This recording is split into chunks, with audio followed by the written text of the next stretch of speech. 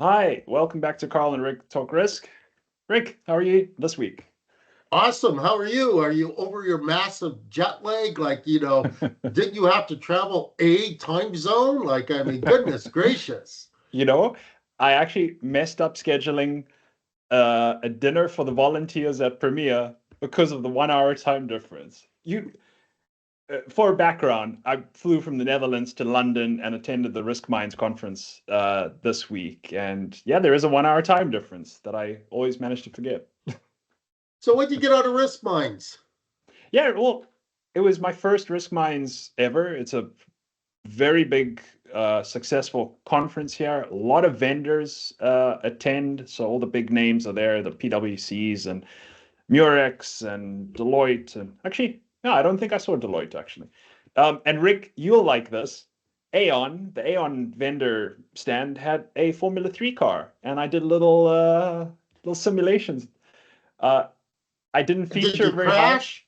Yeah, it was terrible. I spent all the time on the grass. My shoe was touching at the toes and at the heel inside the Oh man. chassis, and You I know, should have for taken the them off. record, for the record, when I went to racing school, even though there was only one other person there who wasn't going for the professional license, who was there just for the experience like me, for the record, out of my class of 25, I came third, even though everyone else was going for the professional license. So, Yeah, yeah, having said that, I learned a ton about risk management, um, albeit very indirectly when I went to racing school. So, yes, uh, just one embarrassing thing. Yes, yeah, they actually did have to take apart the car to get me out of it.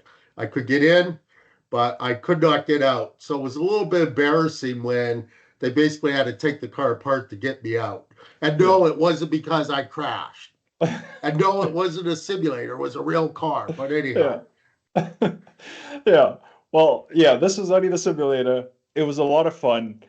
I would definitely do it again. And you know what? Racing school sounds like a lot of fun too. But yeah, what was I doing at Risk Minds? I was there for two things. One is, something I've spoken about a few times here is I'm part of a volunteer organization, Premier. I co-edit their Risk Insights publication, which Rick, you just wrote our capstone article, why risk frameworks are evil. I'll give a link to the new issue so that people can read that in the notes. So I was there to meet some of the Premier volunteers who I've been working for 10 years, 15 years, and I've never met half of them, any of them really. So it was a great reunion between people who have never met. And I was also there to present my paper from the February 2024 issue of Intelligent Risk about demographics. so how'd it go? It was good. It was good. I followed a tip from you. I didn't use any words in my deck, which makes the deck very difficult to share, but great for presenting. Easy to put together. I had my wife do the humor part of it, and I did the serious part. So there were some quirky things in there. There were some jokes. I think it was pretty entertaining. I got the lunch slot 1 to 1:30, which is it's tough to keep people's attention then, but most people stayed. And I got a couple come up to me afterwards and talk to me about it. So overall, I think it was good. It's funny. It's funny when you present something, you really find out how well you know it. You know, it's always the case. As I was going through my deck, I was like, I haven't really thought about this, and I haven't thought about that, and there's a gap in my argument here. So it was good. Everybody's very nice and says, "Oh, what a great presentation," but in my head, I'm thinking, well, it could be tuned up a little. But overall, it That's was why good. they always say see one, do one, teach one. Yeah, Because it's not till you teach one that you find out what you know and what you don't know. yeah, it's so true. It's so true. Yeah. I do have something I want to talk about though, because I love reliving my embarrassing experiences, and I did have one. So one thing we're trying to do with intelligent risk is get more eyeballs on the publication. We think it's a great product. It's completely volunteer based, so all the writers have something to share that they are willing to put their spare time into, and that's unique. But we decided, my co-editor and I, that we're going to go to all the vendors and say to them, listen, we're improving this magazine, we're pushing it out on LinkedIn, it's reaching new people that have never seen this before, and it's a genuine knowledge community, not a commercial. There's no commercial interest or anything. It's a knowledge community for risk practitioners. And I couldn't do it. The first day I went around and I was like, why would they listen to me? They're going to tell me about their products. They're going to see where I work. They're not going to want to hear about intelligent risk. And I ran out of there and I went and spoke to my co-editor afterwards. And I said, listen, I don't think I can do it. I don't have it in me. So we had a bit of a chat. He offered a few words of wisdom. I gave it some thought, and I thought to myself, this is like a negotiation, and I'm good at that. I've done that before. I've negotiated raises, and I have difficult conversations at work. So this is a negotiation. I'm gonna make it fun and enjoyable, and I managed to do that. I went in with that mindset, and I thought to myself, I'm interviewing them just as much as they're interviewing me. I have something I really think is a good product that they're going to be interested in. And also, which is what I didn't do the first day, I actually listened. Because in a negotiation, you want to know what the other side wants. And I didn't go in ready to negotiate the first day. I went in ready to say, listen, here it is. We need a sponsor. What are you going to do? And that was the wrong attitude completely. And when I went back, I thought, what do you guys have to offer? Maybe I can learn something from you that could be valuable to what I do in my daily job or what I do in my volunteer work. And then I'll offer intelligent risk and I'll tell you about it. And maybe there's some sort of harmony there that this could actually be a good way for you to advertise your company or offer risk insights to practitioners in a completely non-commercial way that's interesting to this community. And I ran out of vendors because I was having such a blast and I was meeting interesting people, and it was a night and day experience. So, for those listeners, this podcast will, instead of being Carl and Rick Talk Risk, it will be Brian Tracy and Rick Talk Sales. Okay, Rick, you have to explain that one though. Brian Tracy? Oh, Brian Tracy is I'm dating myself on this, but Brian Tracy is a very well-known American sales trainer. He was kind of a sales training guru of the 1980s. But I've got a story to tell you. I won't tell it now because I want to hear more about RiskMinds. But the first time my company was a vendor at one of those shows, we've got something that makes your story seem incredibly tame. It was the utmost in embarrassment. It was kind of like an hour-long Mr. Bean show. But anyhow, Are you tell sure? us. We're all on the edge of our seats though. Well, get viewers to come back for another podcast. But Okay. so, what else happened at RiskMinds?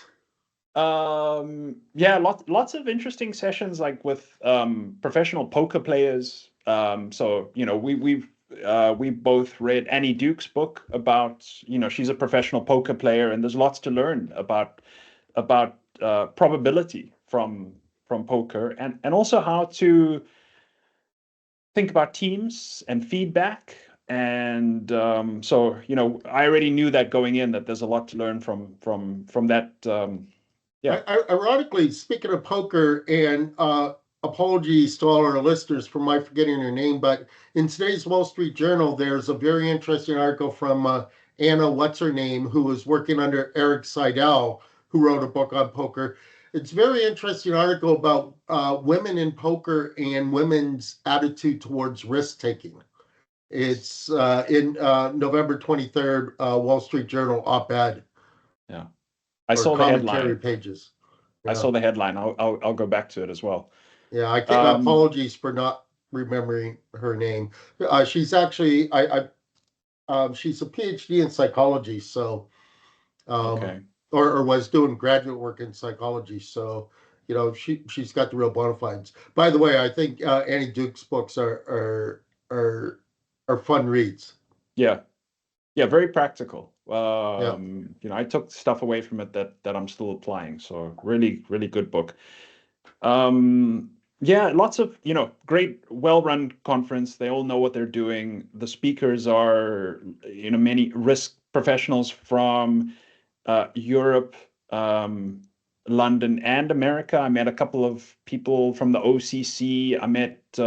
I didn't meet, but I listened to a speaker from PSP Investments in Quebec. I was surprised to see a fellow Canadian there. That was good. Um, Lots of speakers. I would say, Rick, we just did that podcast. I think we already published it. I think it's the most recent one about conferences. And the advice we gave there, I can fully stand behind. If you see one speaker, especially somebody who has non-risk, experience from a whole different industry and is bringing that to a risk audience, go and listen to them. Um, I'll tell you one example of this. Could be a future capstone article at Intelligent Risk, but I can't say anything yet. Um, there was a lady from the prison system in the UK, and it was a prison that went through a prison break, I believe. I have to look at the details still. And she brought that experience to RiskMinds and explained what happened and institutionally what failed and what could the people working there do. And um, you know, I think that's where you really learn, because you can't take it for granted, right? It's not somebody telling you about another derivative that did this and that. It's like it gets you out of your comfort zone and you really, perk your ears up and listen. So attend those sessions. The sessions I went to where it was five people on a stage with a moderator speaking in 30 minutes, you start to finish in 30 minutes. I don't remember any of them.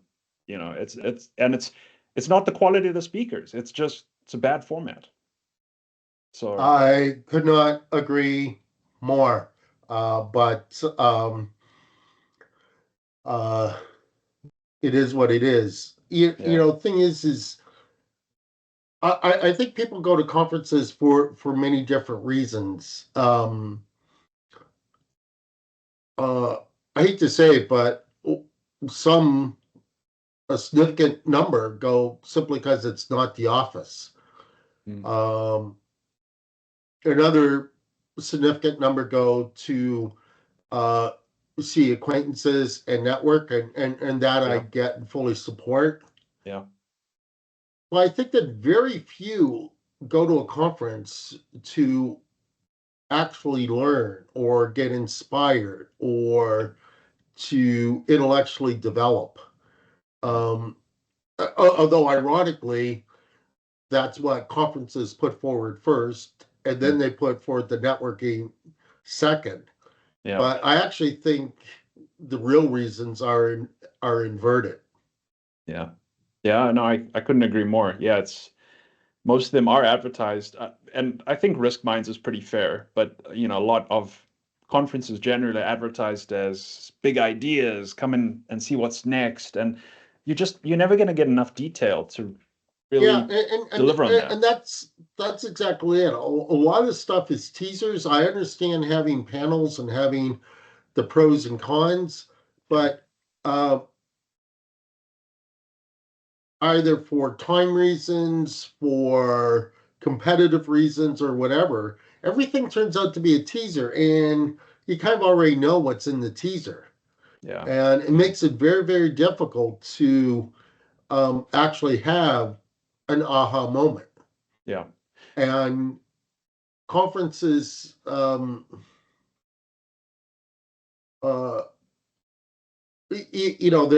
they're all used in the same color palette, and yeah. no one wants to develop a conference that's a new Jaguar Mm, commercial. So yeah. there you go. Yeah. I want to extend a point that you just made, where you said it's about the networking. I really believe that. Yeah, And I obviously had a lot of people I was lined up to meet at this conference. So I knew going in, that's what I'm doing.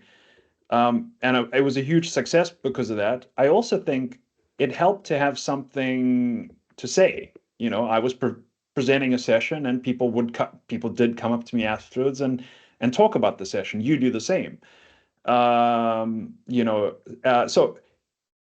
I, you know, my unsolicited advice is either be the person presenting because it gives you something to get into conversations with and meet people and really network.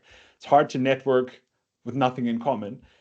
Or be the person that goes up to speakers afterwards if you're not presenting a session, and go up and talk to them. I couldn't tell you how many times the speakers just sort of wander off afterwards and nobody comes up to them, and they've said interesting things, or you might want to challenge them on something. And that networking part. You can extend some of these ideas. You can learn really what somebody thinks one to one, but in a conference hall with five other presenters, that's just not going to happen. I have to apologize for the latest conference I was at in Chicago. I had a bunch of people come up to me throughout the conference who I've met over the last 5 years on, the internet through Zoom or Teams or whatever because of my book, right? And these are literally people from all over the world. And I hate to tell you, if I met you, 4 years ago on a 30-minute Zoom call that you asked for, which by the way, I love. But I have to apologize. I'm probably not going to remember exactly who, what, when, where, and why you are. And, hey, Rick, how's it going? As you're shouting to me from the other end of the conference hall. Yeah. Particularly in an accent that I don't understand. Because you want to know something? People that look really tall on Zoom tend to be Yeah. short in person, and vice versa. People who are really look short on Zoom tend to be really tall. It's hard to figure it out. And with my stupid haircut, I'm kind of recognizable Yeah. pretty easily. But when people are more conventional, it's hard. It's Yeah. hard. Yeah. Yeah. You said it. You beat me to the punch because it's the height. A person in this context, speaking online or whatever, and you're like, yeah, they're probably this tall. And then you see them in real life, and you're not looking at the right level or something. And people said it to me. It's not just it occurred to me. People were actually saying, "Oh, I expected you to be a different height," or "I expected that person to be a different height." Yeah. So Like, yeah, I mean, it's funny. stand at your camera angle, okay? Stand Yeah. so I'm at your camera angle. With one of those things from the convenience stores with the measuring tape, so they could see Yeah, how tall suspects are. yeah. So what are three things that you learned that you did not Um, know going in? I'm gonna stick to my session for this one. I For somebody who tries to be as grounded as possible, I think I got a bit abstract with my session. It was about declining birth rates, but it was all big picture. It was all, well, this is going to happen until 2100, and things are going to go to hell in a handbasket. And actually, one of the very good constructive feedbacks I got from my co-editor was, listen, what about a scenario? What about a next 10 years? What could happen? Doesn't have to be correct. What could happen? What could it look like? Think through that. And I think that's a good piece of advice. And I'm going to take that away and either write or present on that sort of topic and develop my thinking a bit. So that was one thing. I would say uh, presenting wise, I definitely overthought things. So I was the 2 hours before my session, I was scribbling notes and drawing arrows. I'm going to start at this corner of the slide, and then I'm going to go down here. And that was a bit too close to the buzzer, I think. I think I would have been better off relaxing having a coffee, having a chat with somebody, going in and saying, and just really paying attention to my slides because everything was visual, right? There's no words to read, there's nothing. It's just visuals. And that's what people liked about it. They actually said to me, I get it now. I didn't get this problem before. I've heard about it. I've seen the terrible headlines about, either population is going too high or it's crashing, but I didn't get what was going on, and my visuals helped people get that. I just needed to stand there and point things out that are pretty obvious to everybody. So that's the second thing. And third thing, I've got to go back to, it's off my session, but the negotiation thing. Have something to offer to other people, but listen to other people. People love talking about themselves. The good conversations I had were when we started off saying, "Listen, what do you do? Where do you live? What are you doing here?" And then you get onto topics and you find common interests, and so be ready to listen, but also have something to offer people. I think that really helped me get over some of my anxiety, going up to people I've never met before. So I think that's it. Three things. Cool. All right. Well, no conferences for a while, but we will keep the podcast rolling. We're almost at 1 year, Rick. We need to do like a little celebration and wear funny hats and set off some streamers. We'll figure it But out. I constantly wear funny hairdos, so doesn't that count? That'll work. Yeah, but yeah, let's leave it there. We've got your story to look forward to on another episode. And until then, enjoy your conferences. We hope this helped. And yeah, subscribe to the channel. Let us know what you think. Have fun, everyone.